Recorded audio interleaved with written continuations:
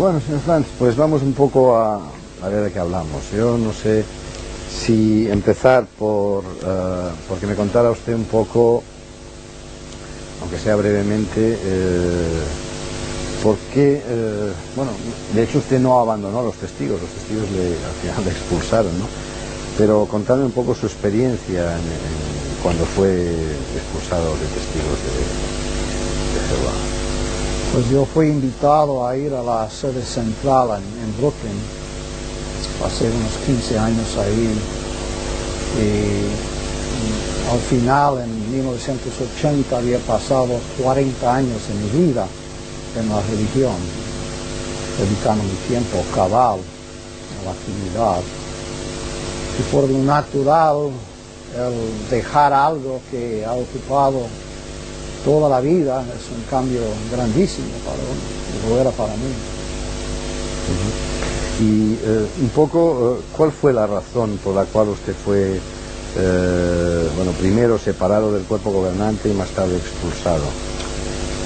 Pues durante mis años, los 9 años que pasé en el cuerpo gobernante, me iba preocupando más y más al ver la forma en que se controlaba tan estrechamente a las vidas de las personas. Y yo no veía base bíblica para la autoridad extremada que ejercieron sobre las personas. La mayor parte de las sesiones que celebramos como cuerpo gobernante se empleaban en formular nuevas reglas, nuevas normas que se imponían, y el no observarlas llevaba a la expulsión enseguida. Pues noté que iba aumentando un sentido adverso hacia mí a través de los años, la tensión iba aumentando, pero al final, cuando estuve fuera,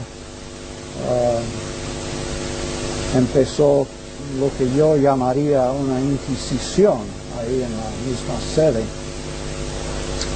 y empezaron a interrogar a personas, celebrar juicios, reuniones judiciales, sentenciarlos a expulsión. Y esto sucedió por unos 23 días, yo estando fuera. No me informaron nada. Otro que fue más tarde expulsado, que había estado allí en la sede central por muchos años, Edward Dunlap, estaban trabajando lado a lado con él. Tampoco le dijeron palabras sobre el asunto, aunque estaban empleando tanto el nombre de él como el nombre mío en términos de apostasía en estas sesiones. Y apenas pude creer que esto sucediera entre personas que conocía por tanto tiempo. Pero después me invitaron a volver ahí, celebramos sesión, luego pidieron que renunciara mi cargo. Usted me decía en su carta, cuando yo le pedí la entrevista, que le gustaría, por encima de todo, dijéramos, poner en evidencia la buena voluntad de la mayoría de las personas que están en Testigos de Jehová y que sin embargo se encuentran un poco, dijéramos, bueno, bajo la opresión o bajo el autoritarismo, dijéramos, de la cúpula del cuerpo gobernante, ¿no? Sí, yo no dudo de la sinceridad de la inmensa mayoría de las personas. Mi padre, mi madre eran testigos antes de yo nacer, vivieron y murieron como testigos. Yo sé que eran gente buena y cristiana. Y creo que la mayor parte de los testigos son muy sinceros, desean servir a Dios y a Cristo y al prójimo. Claro, en cada religión hay el trigo y la cizaña, y los testigos de Jehová no son excepción a eso. Pero el problema es que hay un concepto que rige Y ese concepto tiene que ver con una autoridad organizacional. Para los testigos, el criterio para juzgar cada cosa no es la Biblia, no es realmente Dios o Cristo, sino es la misma organización. Cuando la organización pronuncia algo, todo el mundo ha de concordar. El disentir o siquiera dudar y expresar las dudas puede conducir a la exclusión. Ese es el problema principal. Y ese problema se traduce también en graves problemas personales para mucha gente, en el tema, por ejemplo, de las transfusiones de sangre o bien en el tema del servicio militar, ¿no? No hay actividad en la vida diaria que el cuerpo gobernante considera que esté fuera de su derecho de implantar o imponer reglas. Cualquier cosa que sea. Durante los 9 años me quedé estupefacto al ver cómo entraban en cada detalle de la vida de las personas. El asunto de la sangre. Yo reconozco los peligros, los riesgos que acompañan al asunto, pero debe ser un asunto de conciencia. Hasta dicen que usted mismo no puede reservar una cantidad de su propia sangre para usarse de ella. Dividen la sangre en diferentes componentes, ciertos componentes aceptables, otros prohibidos. Toman el plasma, que es 92% sangre, agua, y los otros elementos que forman el otro 8%, cada componente es permitido, pero el plasma en sí es prohibido. Y como uno dijo, es como si un doctor le dijera, tú no puedes comer sándwich de jamón y queso y pan, pero puedes comer el pan por sí separado, el queso por sí separado y el jamón por sí separado. Y ¿dónde consiguen la idea de que es propio imponer reglas en cosas así? Y además hay unas sucesivas contradicciones, porque no siempre se ha dicho el tema de la sangre. Me parece que fue en la época de Rutherford donde el juez Rutherford hizo una gran alabanza de las transfusiones de sangre, y no fue hasta más tarde que se prohibió el tema de la sangre. Eso no sé en cuanto a él, pero sí es algo reciente, es desde los 1940 por ahí, porque yo era misionero en Puerto Rico y sé que ahí una de las misioneras tuvo que someterse a cirugía y otro misionero ofreció sangre para ayudar en la operación, y fue como 2 o 3 años más tarde quedó totalmente prohibida. Y originalmente las fracciones, los componentes, todos eran prohibidos, pero uno por uno iban aceptando algunos. Y no considero que ningún hombre tiene el derecho de imponer tales reglas. Tengo entendido que las vacunas en una época también estuvieron prohibidas y luego más adelante, ahora mismo se pueden... Bueno, se hablaba en contra de ellas, sí, pero el mismo presidente de la sociedad cuando viajaba tenía que vacunarse para poder... En ese tiempo ahora no existe esa regla, pero eso sí. Luego, bueno, el tema central quizá de la creencia de los testigos de Jehová es la cuestión del fin del mundo, dijéramos, tal como la entendemos nosotros. Ustedes hablan del fin de los tiempos, del sistema de cosas, vamos, los testigos hablan. Me gustaría que me dijera cuál es su opinión sobre toda esta sucesión de fechas que se han producido. Primero el año 1874, luego el año 14, luego hubo el asunto de que iban a bajar los padres de la Biblia el año 25, se construyó esa casa en California. Me gustaría que me contara un poco todo esto, esta sucesión de fechas, los retrasos, etcétera. Pues el primer presidente, el fundador de la Watchtower, la Atalaya, Russell, Charles Taze Russell, él se atrajo al movimiento de Guillermo Miller, en los 1800. La idea era que la venida de Cristo estaba bien cerca. Y primero él aceptó la idea de que los postreros días habían comenzado en el 1799. Fijó la fecha de 1874 para una venida invisible de Cristo. Y dijo que 1914, 40 años después, marcaría el fin de todo. Y para esa fecha, Cristo habría tomado control completo de toda la tierra. Pero cuando pasó 1914 y el fin no vino, al principio se esforzaron por retener las mismas enseñanzas, pero luego cambiaron totalmente. Trasladaron el comienzo de los posteriores días en 1799 a 1914. Antes era el fin, ahora era el comienzo.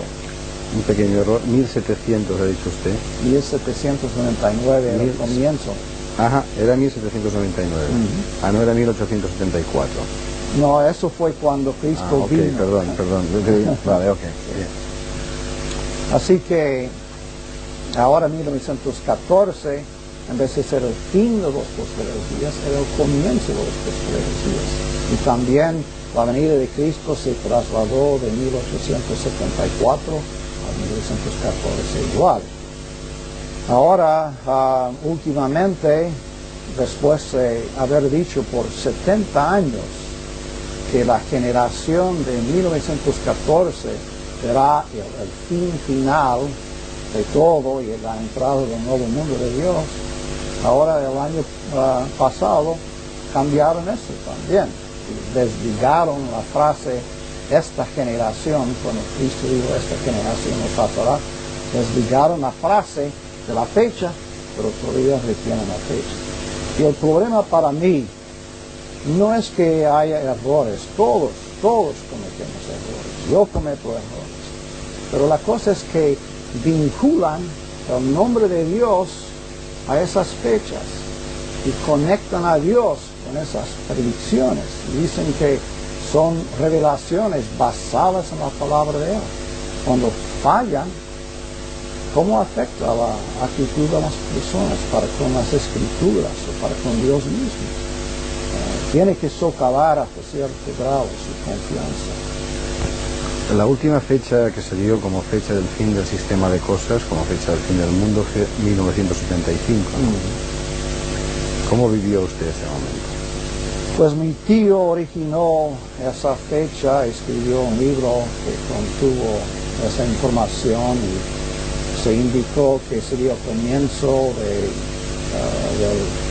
del final, sería el final de 6.000 años de historia humana y que los próximos 1.000 años probablemente serían el milenio de Cristo. Al principio yo creía que quizás hubiera posibilidad, pero al pasar el tiempo me di cuenta de que es imposible que el hombre pueda fijar una fecha de esa forma.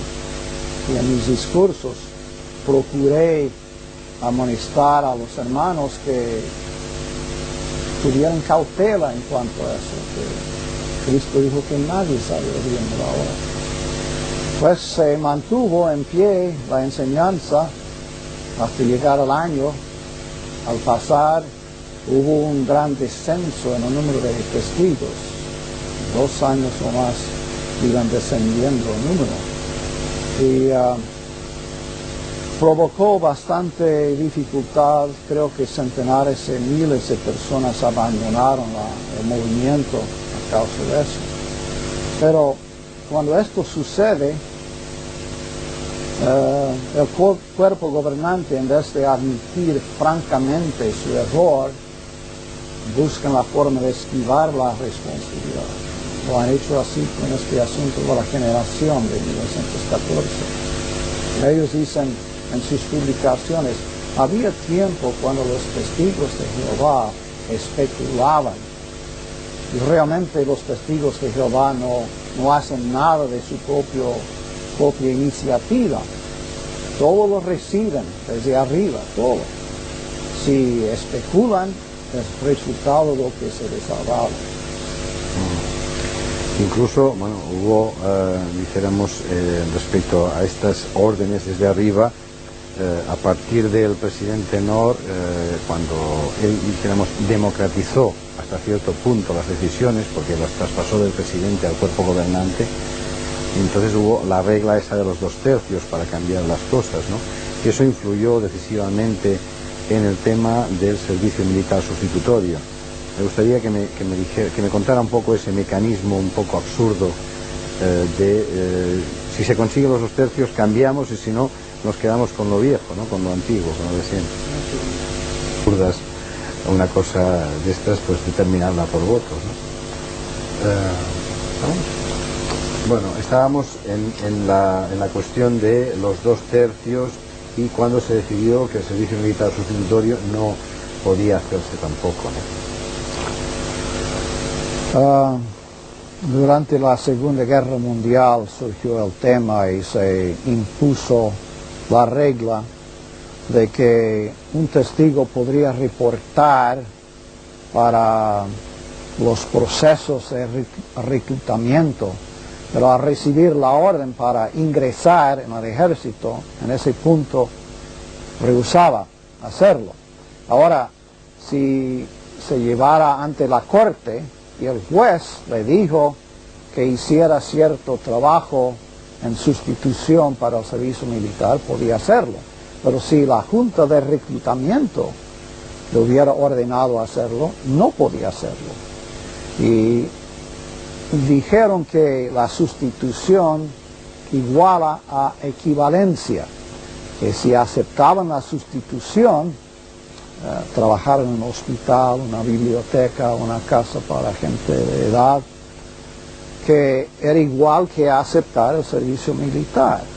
Y tengo cartas, hasta una carta aquí de España, en el 78, donde la oficina sucursal, que en ese tiempo estaba en la calle Pardo, dijeron que los testigos jóvenes no comprendían la base para esta idea y que se sometían a la regla, iban a la cárcel, iban a la prisión, pero sin comprender cómo tenía razonamiento sano y sólido esto. Y surgió en el cuerpo gobernante en ese mismo año y celebramos como 5 sesiones discutiendo el asunto. Se puso a voto y cada vez había la mitad o más que favorecían quitar esa regla, dejar a conciencia del individuo decidir si quería aceptar ese servicio de sustituto. Una vez llegamos a las mágicas 2/3 partes de la membresía y luego hubo un receso. Después un miembro, Lloyd Barry, dijo que había cambiado de idea. Se destruyó las 2/3 partes, la regla quedó en efecto y miles de personas todavía irían a la prisión porque no se había cambiado la regla. Además las reglas no son iguales en todas partes, según parece, porque hubo el caso dijéramos, de Malawi y de México, que usted lo documenta muy bien en su libro, sí. Y que me gustaría que lo contara. Yo no sé si los testigos van a creer en esto. Yo he argumentado con algunos de ellos y me han dicho que es absolutamente falso, que es imposible que los testigos de Jehová en México sobornen a ciertos oficiales para que les den la cartilla militar. Me gustaría que esto lo dejara muy claro. Porque pues yo mismo ignoraba totalmente el asunto hasta que fui enviado a México en el 78 y los miembros del comité de la sucursal me explicaron el asunto de que allí en España, en México, había el servicio militar y tenían que tener una cartilla firmada indicando que habían cumplido con eso y que era costumbre, no una cosa rara, sino costumbre, que fueran algún oficial militar que estuviera dispuesto a poner su firma, le pagaban una cantidad de dinero y así evitaban eso.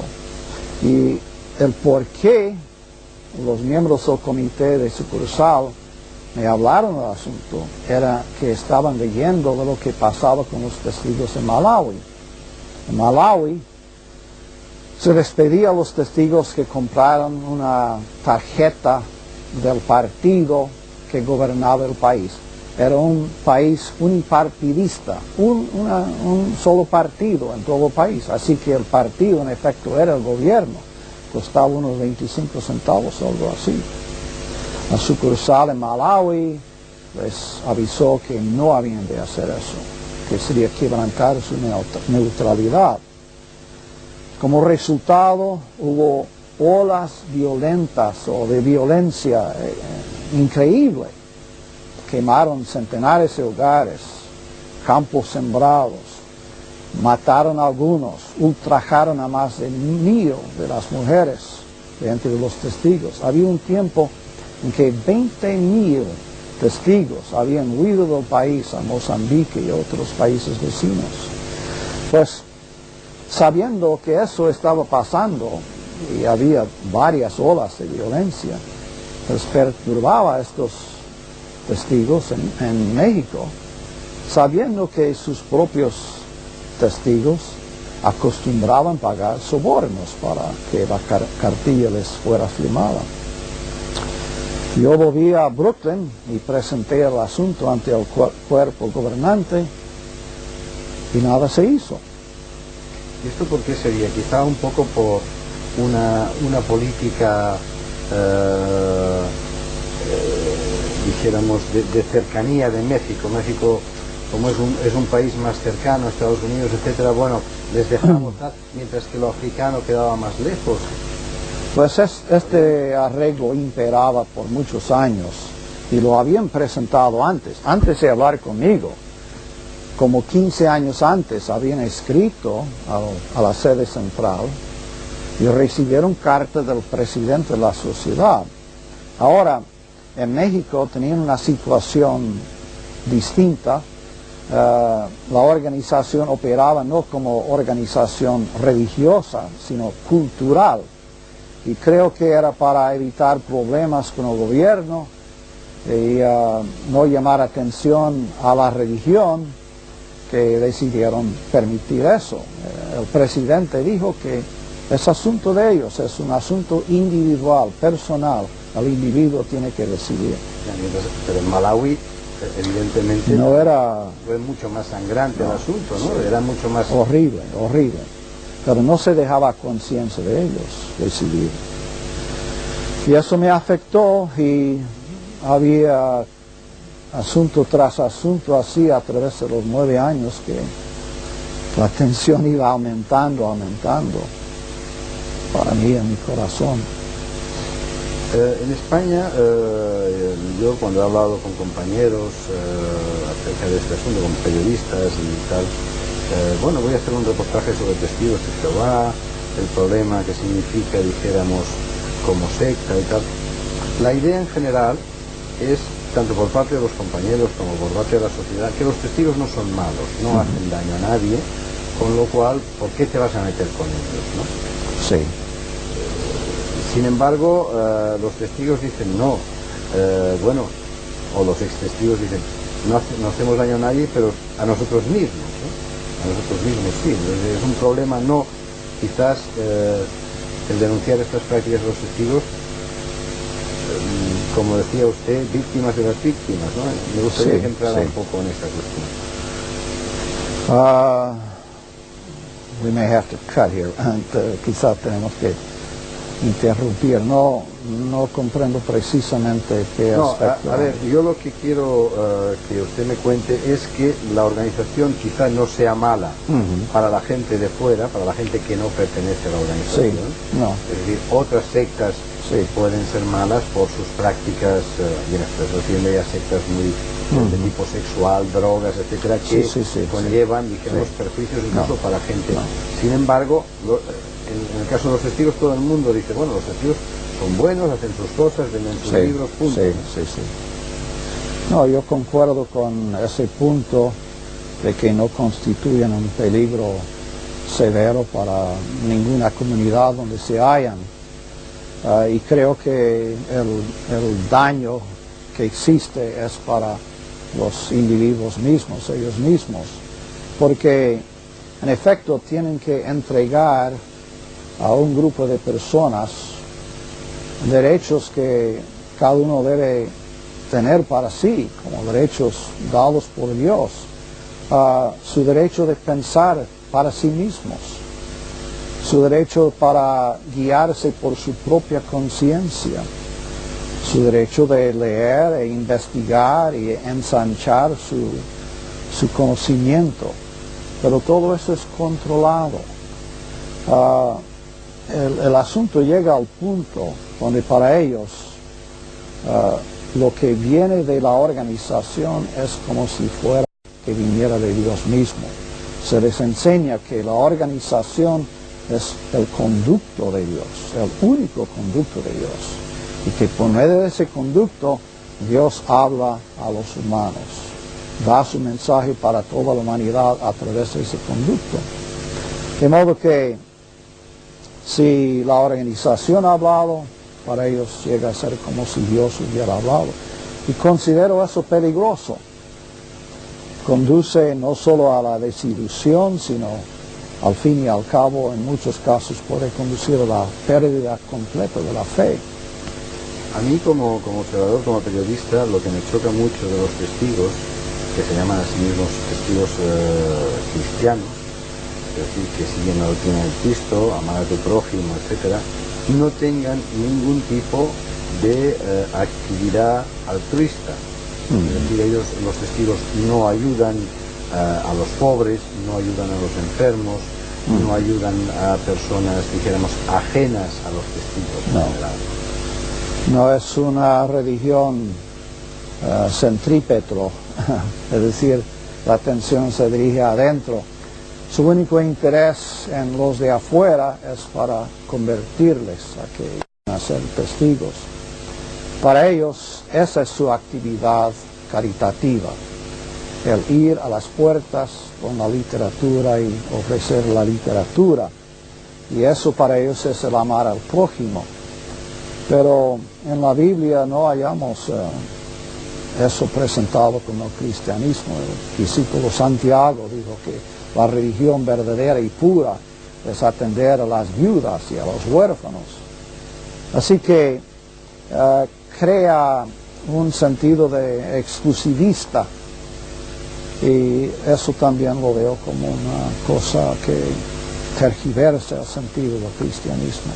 Pero incluso para los testigos que dedican toda su vida a la organización, que viven en un Betel sin sueldo prácticamente, con sus necesidades básicas cubiertas, ¿qué ocurre con algún miembro de estos en caso de que deje de pertenecer a Testigos de Jehová por cualquier motivo?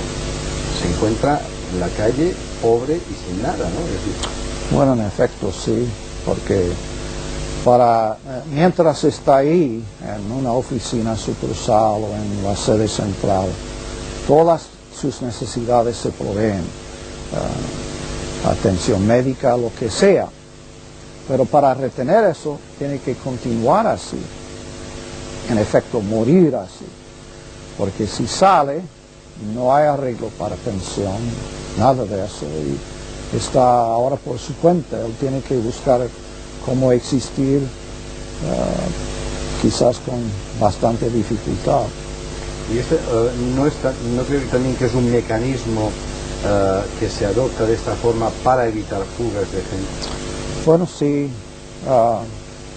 ellos quieren retener el personal que existe. De hecho, casi se asusta el individuo con la misma idea, la mera idea de salir. Se ve como una cosa dificilísima salir y proveerse para sí mismo. Mientras más tiempo uno está ahí, más probable es que se queda, porque viene a ser más dificultoso el salir.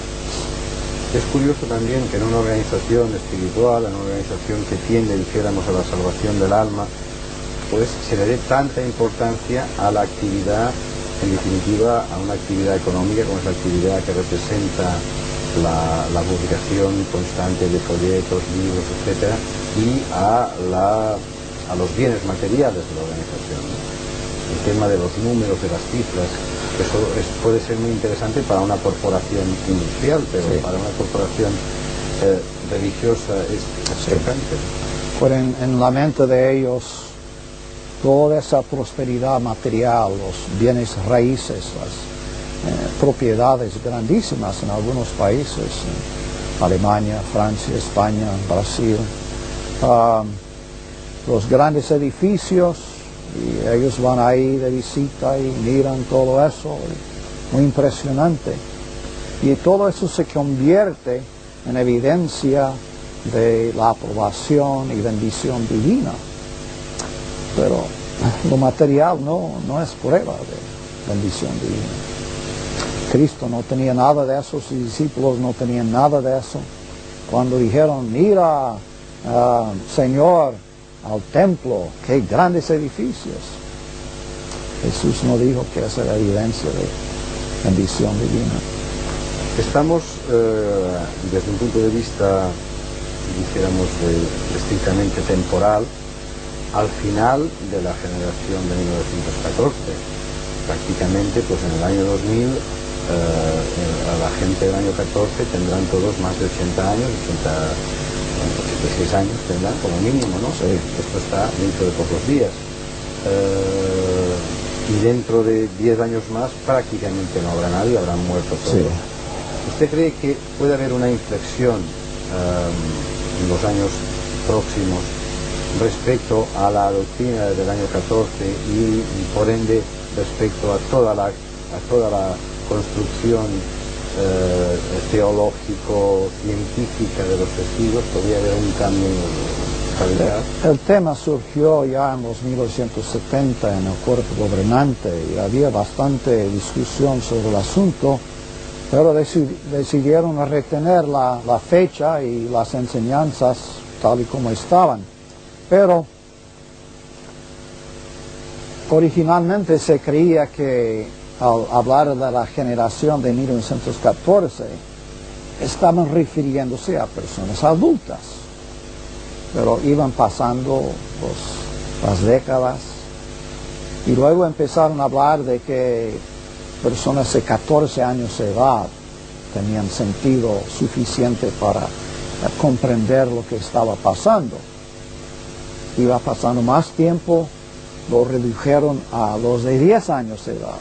Hallaron una revista que decía que un joven de 10 años de edad podía comprender.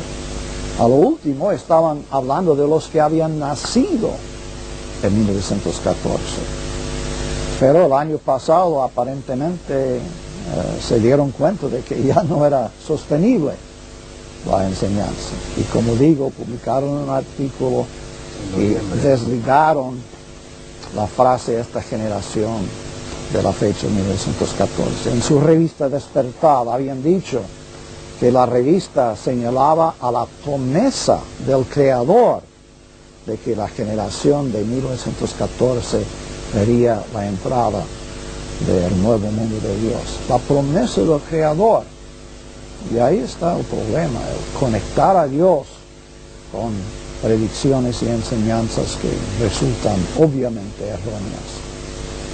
Me gustaría que me dijera el concepto de la Gran Babilonia, según los testigos de Jehová, ¿cuál es? ¿A quién se refieren cuando hablan de la Gran Babilonia? Dicen que es el imperio de la religión falsa.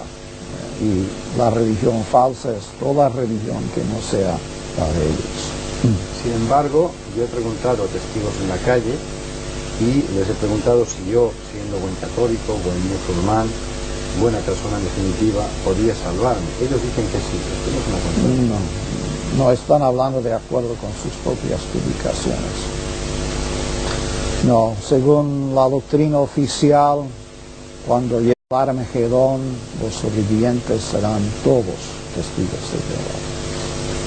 Y por eso cuando dicen que demuestran su amor al prójimo por medio de ir y advertir a las personas en sus casas, el hecho es de que consideran a todas esas personas mundanos, es el término que usan, una persona mundana.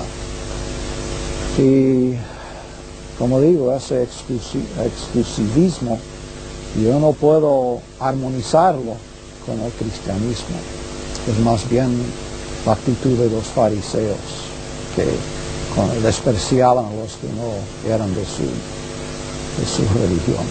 Usted sabe que su libro, Crisis de Conciencia, ha servido para hacer reflexionar a muchas personas que están dentro de Testigos de Jehová, y yo pienso que por el hecho de haber sido usted miembro del cuerpo gobernante, muchas personas prestarán atención a sus palabras, muchas personas que están todavía dentro de la organización.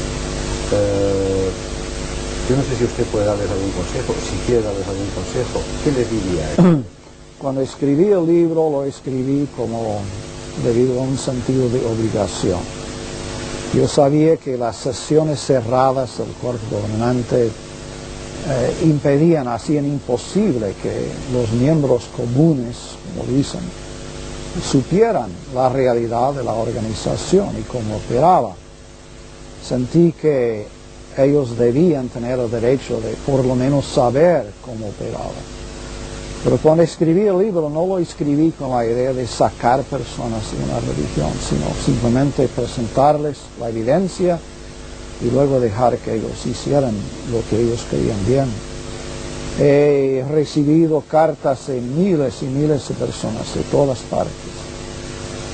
Ni una sola he procurado sacarle de la religión, o presionarle, o hacerle sentirse culpable si se quedaba ahí.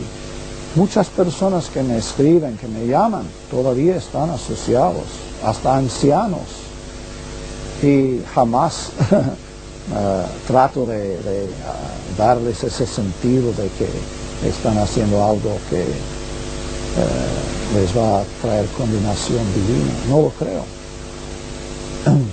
Hay personas que tienen toda su familia como testigos, todos sus parientes. Para ellos salir de la religión significa cortar totalmente toda comunicación con esas personas. Es una decisión muy difícil de hacer y no es para mí tratar de indicarle a la persona lo que debe hacer, es para el individuo decidir por su cuenta. ¿Usted sigue siendo cristiano actualmente? Sí, nos reunimos con otras personas en el vecindario para leer y estudiar la Biblia. No pertenezco a ninguna denominación, no me interesa hacerlo. Ok, pues si quieres ahora, pues...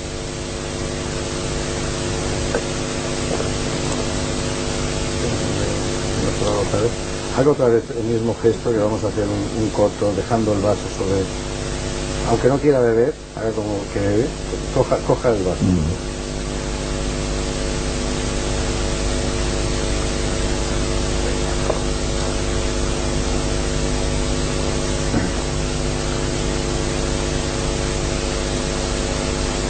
Y usted se sentiría descansado, ¿no? Después de, hasta cierto punto, o se sintió muy, aparte de dolido, se sintió un poco descansado cuando lo expulsaron. Oh, sí, era un alivio enorme, casi increíble.